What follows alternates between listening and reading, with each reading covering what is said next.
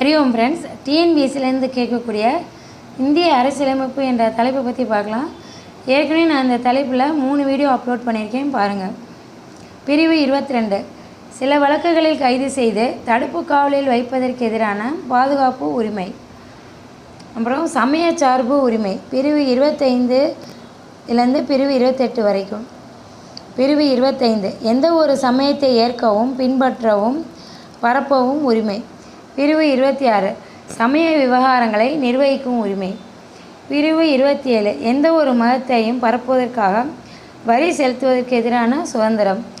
பிரிவு 28, மதம் சார்ந்த கல்வி நிறுவனங்களில் நடைபெறும் வழிபாடு மற்றும் அறிவுரை நிகழ்ச்சிகளில் கலந்து கொள்ளாமல் இருக்க உரிமை.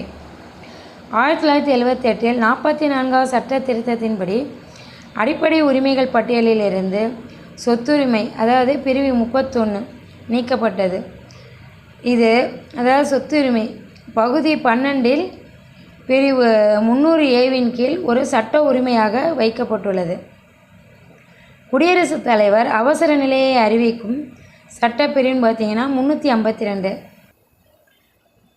குடியரசுத் தலைவர் சட்டப்பிரிவு 352 கீழ் அவசர நிலையை அறிவிக்கும் போது சட்டப்பிரிவு 19 கீழ் உத்தரவாதம் அளிக்கப்பட்ட சுதந்திரம் நிறுத்தப்படுகிறது.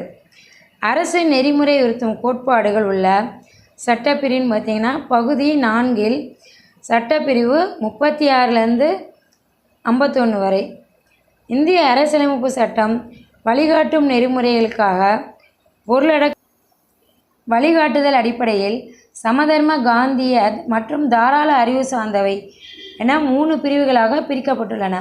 இதனை இந்திய அரசியலமைப்பின் புதுமையான சிறப்பு அம்சம் என டாக்டர் B.R. அம்பேத்கர் கூறுகிறார். 2002 86வது சட்ட திருத்தத்தின்படி பிரிவு 45 திருத்தப்பட்டு தொடக்க கல்வி பிரிவு 21A கீழ் அடிப்படை உரிமையாக சேர்க்கப்பட்டுள்ளது. பிரிவு 21A சிறப்பு அம்சம்னா, மாநில அரசுகள் 6 வயது வரை உள்ள குழந்தைகளுக்கு முன்பருவ மழலையர் கல்வியை வழங்க அறிவுறுத்துகிறது. அடிப்படை உரிமைகள் இவை அமெரிக்க ஐக்கிய நாடுகளின் அரசியல் அமைப்பிலிருந்து பெறப்பட்டவை.